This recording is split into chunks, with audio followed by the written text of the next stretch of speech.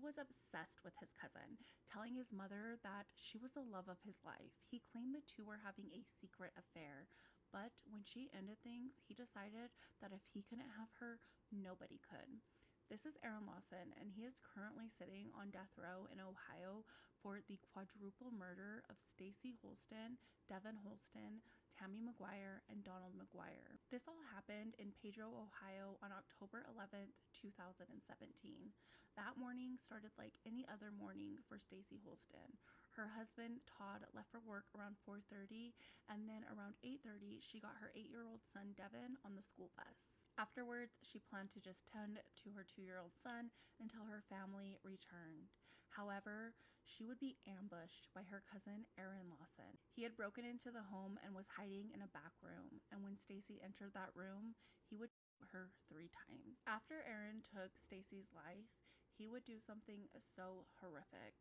He would move her remains to a futon, and he would engage in acts of nephropathy.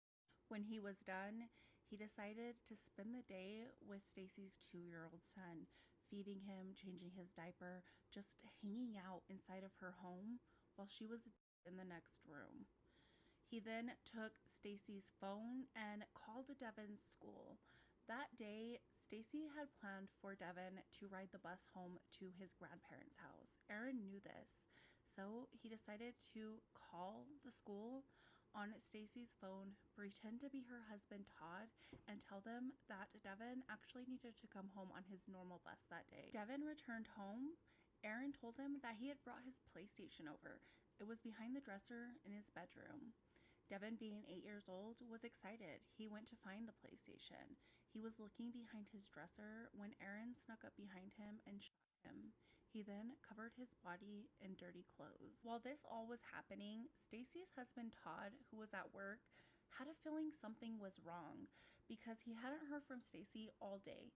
They were the type of couple who would text each other during the day. She would text him to make sure he made it to work all right. They would talk on the phone during his lunch, but today, nothing.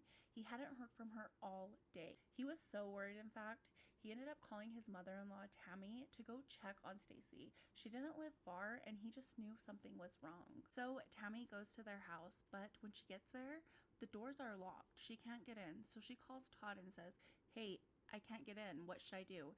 And he is so worried at this point. He actually tells her, "I don't care if you have to break in, break a window. You need to get inside of that home." So she does.